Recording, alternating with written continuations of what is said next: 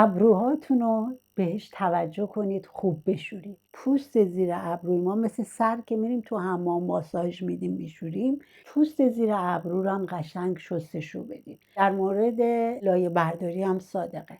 اگر لایه برداری میکنید حتما پوست زیر ابرو رو هم لایه برداری کنید. این باعث میشه سلول های مرده بریزن و سلول های تازه جایگزین اون بشن. در اثر اینکه سن میره بالا دقت کردید که ابروهامون کم پشتر میشه، بینش خالی میشه. اگر ما این کار را جدا انجام بدیم مطمئن باشید که موهای ابروتون دوباره ممکنه رشد کنه. اگر قطعا بلای سرش نیومده باشه به طور طبیعی باید دوباره رشد کنه موهای ابرو. یه نکته دیگه هم که خیلی مهمه که اون همین کرمی که ما به صورت میزنیم، کرم میزنیم دور چشم، سرومی که میزنیم، پوست زیر ابروی ما هم احتیاج به این تغذیه و آبرسانی داره. حتما لایه ابرو رو کامل کرمی کنید، سرم بمالید و بهش رسیدگی کنید. نتیجه خوبی میگیرید.